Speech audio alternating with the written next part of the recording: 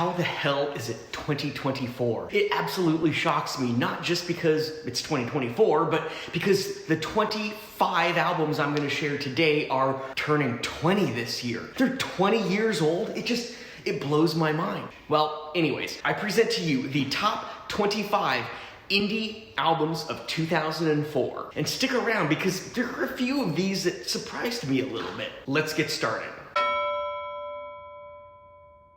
Intimate, subtle, delicate, at times a bit twee, Come On Miracle is the third album by Mira. I love the soft and subtle stringed accompaniment she weaves in here and there throughout the album, like on opener Nobody Has to Stay. She takes it up a notch, introducing a cool percussive swagger in Jerusalem right after that. Above all, the track I love most on this record, and I'm far from alone here, is Don't Die in Me. Another favorite is The Dogs of B.A. Mira is one of those artists that pops into my playlist about once a year, maybe twice a year, and each time it happens, she kind of blows me away again, and I wonder why she left the heavy rotation to begin with. Not necessarily my favorite album by her, there's still a lot of great tracks on Come On Miracle that deserve a bit of attention. When I said I wanted it to be your dog, the debut studio album by Swedish indie folk pop artist Jens Lekman. This one came from the Swedish label Service and via Secretly Canadian in North America. It included powerhouse tracks like You Are the Light, Maple Leaves, Julie, though Maple Leaves wouldn't make it on the Secretly Canadian release originally. Melodic and folky, this is signature Jens Lekman here, featuring quirky, off-kilter lyrics with the right amount of emotion to pull at your heartstrings. Post-rock comes in many forms, from your standard instrumentation taken to new levels of volume and experimentation, to the use of non-traditional rock instruments to craft something haunting, dynamic, and explorative. The latter is where we find the Silver Mountain Reveries, who don this name over their typical The Silver Mount Zion Memorial Orchestra. A few names to throw out. The group originally formed as a trio with Godspeed You! Black Emperor frontman Ephraim Menoch, I believe I pronounced that correctly, at the helm, though it was morphed more into a collaborative 8-piece project by this time, which includes Sophie Trudeau, who is not to be mistaken for the Prime Minister Justin Trudeau's wife. You can't talk about this band without touching on Menoch's haunting vocals, sometimes melodic and at other times grating. Pretty Little Lightning Paw is a sonic odyssey that defies easy categorization, melding unconventional elements of post-rock, chamber music, and even spoken word. The result is a sprawling 4-song composition, intricate with instrumentation and packed with urgency, introspection, and raw boundary-pushing musical expression. This is Live in Copenhagen by Mount Eerie. In 2004, Microphone's mastermind Phil Elverum gave us his first album under the moniker Mount Eerie, and it was this thoroughly extensive 3-LP live album. If I were to describe Mount Eerie, and Microphones for that matter, to anyone who's not already familiar, I'd say it has the lo-fi nature of indie folk artists like Stephen Merritt, and blends the haunting romanticism of David Lynch's Twin Peaks. Sometimes it leans into the lo-fi folk, and sometimes it dives hard and deep into the quiet, loud signatures of post-rock, but, definitively Pacific Northwest. Tadelunt means take it easy in English, and Dunyan is a prog-leaning psychedelic folk rock band from Sweden that formed in 1999 and is still active as of 2024. Though the group had some international attention prior to 2004, this was the album that really pushed them into the worldwide indie rock scene, despite their songs being sung almost exclusively in Swedish. Most acclaimed is probably opener Panda, followed by the track Festival, and a few others I just don't know how to pronounce and didn't take the time to figure it out. The further you dig into this album, the more you'll pull traits signature to artists that would come soon thereafter, like fellow Swedish psychedelic rock and Afrobeat band Goat, or the widely acclaimed Australian neo-psychedelic group Tame Impala. You get that sound that is signature to them right here. In 2004, Jason Molina, the mastermind behind Songs Ohio, was going through a bit of a transformation. The name of his 2003 album, Under Songs Ohio, would soon become the project that would capture his focus, and that being the Magnolia Electric Company, but not before giving us a variation of that name under his own personal name, Jason Molina, and that is Pyramid Electric Company. Stripped bare in true Molina fashion with deep roots in Americana and alt country, it's a hauntingly beautiful exploration of the soul, of heartache, of hope. Molina's distinctive voice and songwriting style draws comparisons to artists like Will Oldham of Bonnie Prince Billy and Townes Van Zandt. And his music evokes a sense of melancholy, reminiscent of late-night drives along endless miles of straight, desolate desert highways. Gotta love it. For the first time ever, I'm sharing a CD on the FensePost vinyl channel. This is Carissa's Weird and their compilation I Before E. This one ranks a bit low due to it not being a standard release, but a compilation, released a year after the band went on an indefinite hiatus, though they would reconvene in 2010, minus a few members, for the first pressing on vinyl of these early albums. I fell in love with this band around 2002 or 2003 after seeing their purposefully misspelled name in a Seattle magazine.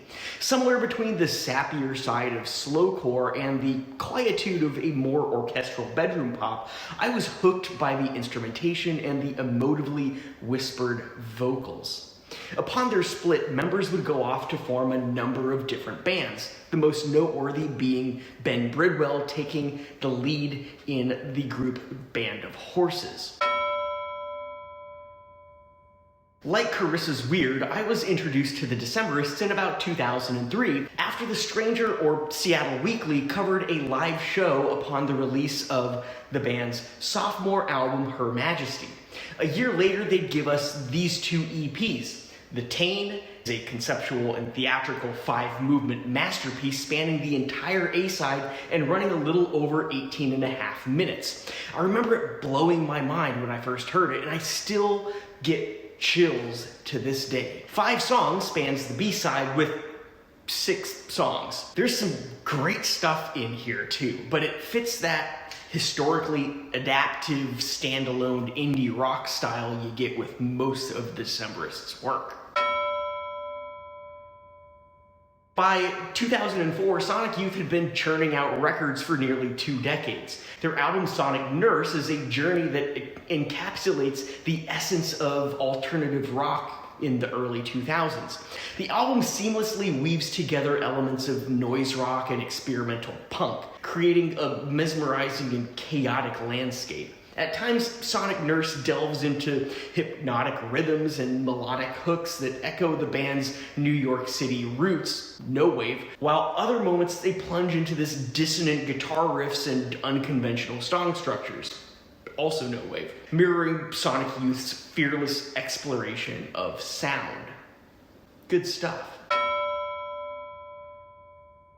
I don't have it, so it's a hovering fake record right here. Many lists have rated Franz Ferdinand's 2004 track Take Me Out as one of the all-time greatest anthems of all time. However, I'd argue that The Rat off of the Walkmen's 2004 album Bows Plus Arrows gives it a run for its money. It's like an anthem for middle age. I mean, listen to these lyrics. When I used to go out, I would know everyone I saw. Now I go out alone if I go out at all. I mean, that's like the perfect middle-aged chorus right there. A simple phrase, but one that middle-aged introverts like myself can really lean into more and more with each passing day. Bows Plus Arrows packs the album with raw energy, gritty vocals, and hints at post-rock sensibility. Fronted by Hamilton Leithauser's impassioned vocals, you get a frenetic urgency in The Rat, and on the other end of the spectrum, Hang On Siobhan, with a mellower, brooding introspection.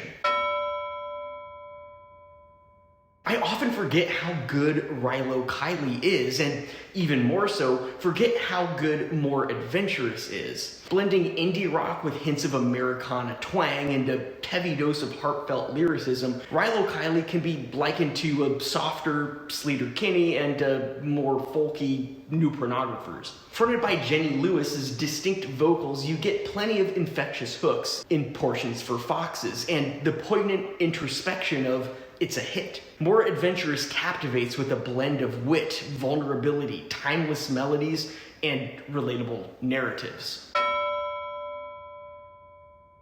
Depending on how you look at it, Ride on an Empty Street is either the second or the third album by Norwegian duo Kings of Convenience. Fully enchanting, the folk pop elegance you get here has drawn comparison to the folk duo harmonies of Simon and Garfunkel, and for good reason. But you also get hints of other timeless folk pop masters like Nick Drake. Kings of Convenience craft a sound with delicately soothing instrumentation and intricate harmonies. The album captivates with emotional depth, but has this understated beauty with timeless melodies and poetic lyricism. Top tracks include opener Homesick and its successor, Misread. The B-side Sleeper Surprise Ice has always been a favorite of mine, and the closing track, The Build-Up, which actually includes accompanying vocals by Feist. Out of Brighton, England came Electrolane, a left-field experimental indie rock band that drew wide comparisons as far-fetching as Stereolab, Sonic Youth, Sleater Kinney, to name a few. Well, I don't believe I really discovered the group until a few years later. As with other releases by the group, you get hints of post-rock, garage rock, krautrock, and even a trace of dream pop.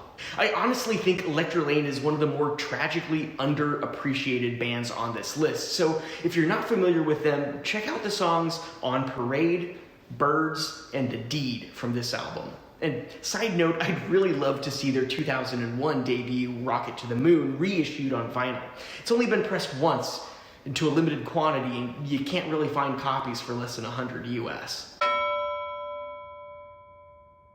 2004 was the year Animal Collective unveiled their seminal sophomore album, Sung Tongs. I remember it being all the hype a year later at KZUU, my radio station in Pullman where I was a DJ in grad school. The album is mesmerizing, highly experimental, entirely avant-garde when it comes to rock music, and even indie rock, and is a bit bonkers. As odd as it sounds to say, it can kind of be likened to the Beach Boys and Brian Eno, but say filtered through an audible kaleidoscope. The 2000s would see the band continue their pretty much one album per year output, which put them at the forefront as pioneers of experimental pop music. I think the songs that stick with me the most would be Who Would Win a Rabbit, but there are other greats like opener Leaf House and Winter's Love. Interpol has always been a band that makes me think of stoicism. The vocals seem flat, and not in a bad way.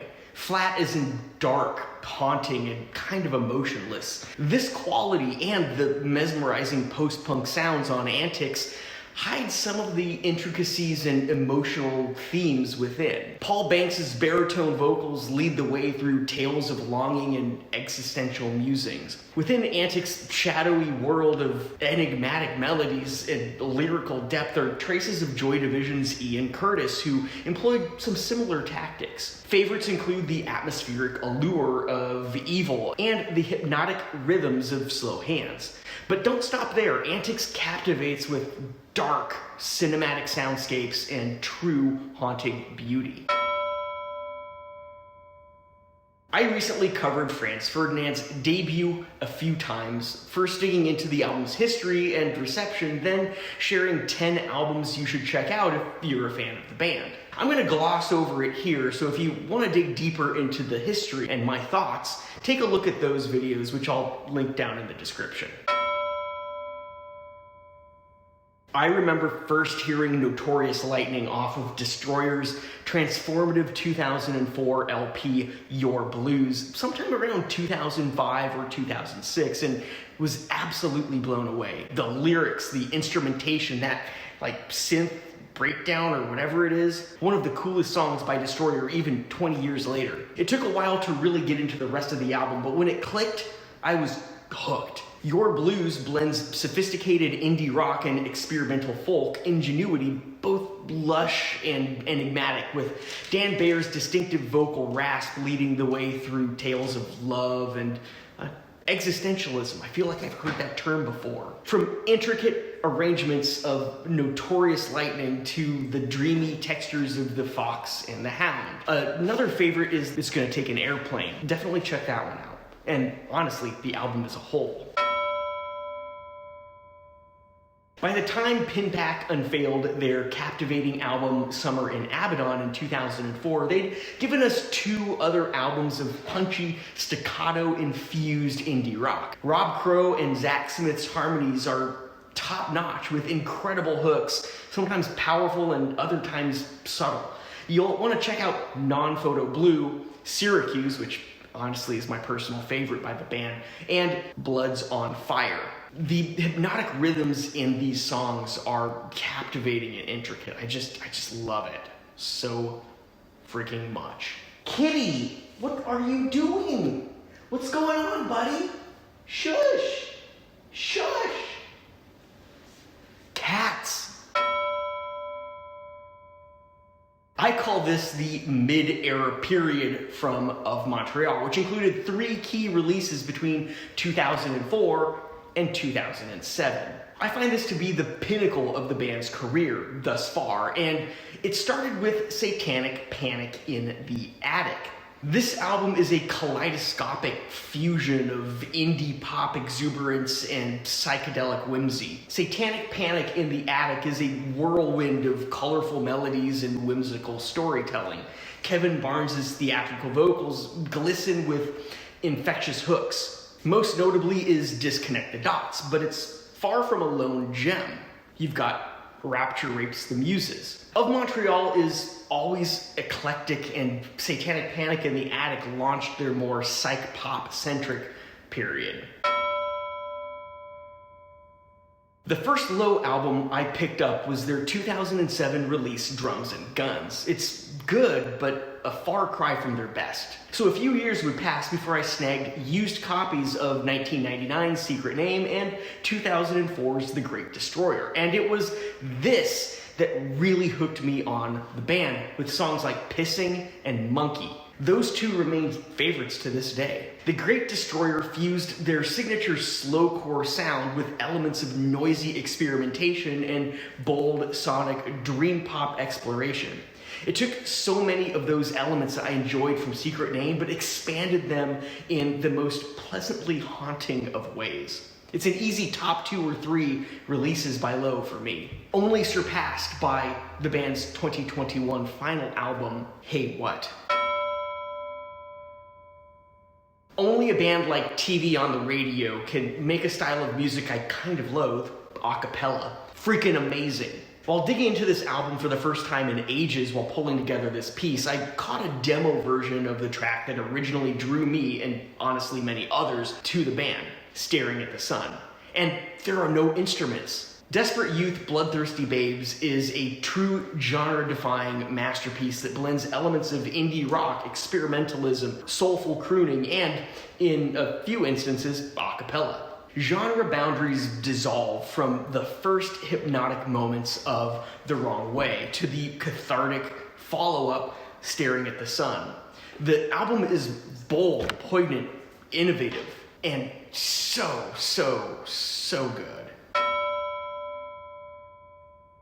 Blonde Redhead is one of my favorite bands, and if you follow my channel, you know this. In 2004, the band unveiled the haunting Misery is a Butterfly, which is a mesmerizing blend of dream pop allure and experimental rock exploration. I remember going through some personal stuff a while back, and the song Falling Man really entranced me and resonated with what I was feeling. This album is a precursor to the stunning 23, which would come out 3 years later, and saw the band leaning more into dream pop sensibilities and shoegaze, while still retaining just a hint of their art rock and explorative beginnings. There's some interesting history to this one, and I'll do a deep dive album history video on it eventually. Stay tuned for that and, subscribe. It'll happen sooner than later. I was a fan of Modest Mouse prior to Good News for people who love bad news. Their stuff has always resonated with me, especially their earlier work. In many ways, this album started to see the band sound morph a bit from their quirky indie rock beginnings to a more accessible sound that, while good, started to dissociate quite a bit from what came before. To this day, I have struggled with anything that came after this album. Still, Good News is a truly solid gem. It's a roller coaster ride through wild soundscapes from incredible hook-filled tracks like Float On and solid folk pop mainstays like The Good Times Are Killing Me. This took that early, quirky sound and the soon-to-come more accessible one and mashed it up into something that is a true masterpiece. Okay, this one was a little bit of a surprise to me. Stars is one of those bands that whenever they release a new album, it always takes me a few years to really appreciate it. Set Yourself on Fire was the same, but when I did, I was absolutely hooked. If I were to describe this album, I'd say it's elegant and complex, mesmerizing and diverse. At times you get wild riffs. One song has an absolutely bonkers guitar solo. And on the other side of the spectrum, there are a few tracks that are subtle and delicate, shimmering with heartfelt emotion. Check out the dreamy Your Ex-Lover Is Dead and the infectious energy of Ageless Beauty. On the other side, there's the tearjerker Celebration Guns and the woeful Calendar Girl. Okay, it's really hard to top this album, but there's one more that did it, and it does not surprise me whatsoever. You ready for this? Number 1, Arcade Fire and Funeral. Like I said, this does not really surprise me one bit. Arcade Fire hit the scene in 2004 with their debut album Funeral, and it just blew everyone away, myself included. The band has continued to be a mainstay ever since, with great album after great album, minus a one-off fluke in my opinion. This album is a masterpiece drawing wide-ranging influence from the likes of Neutral Milk Hotel all the way to David Bowie. Their music has always had this anthemic element to it, and Funeral really showcased that for the first time. Though their debut EP had some verifiably cool tracks as well, it didn't quite have that anthemic element. Occasionally symphonic, but with raw emotion and explosive releases, the album is both grandiose and vulnerable, with sweeping orchestration and poetic lyricism. There's the list, my top 25 albums from 2004, all of which turned a whopping 20 this year. My question is for you, what's missing? Let me know down in the comments, and if you've made it this far and haven't subscribed yet, do it already. Next, check out my top albums of 2003 right here, then seek out some of my other best of countdowns. I've got a few of them out there. As one commenter said early in my YouTube journey, this dude's a damn nerd. I am Andy, this is the FensePost Vinyl channel, and I'll see you in the next video.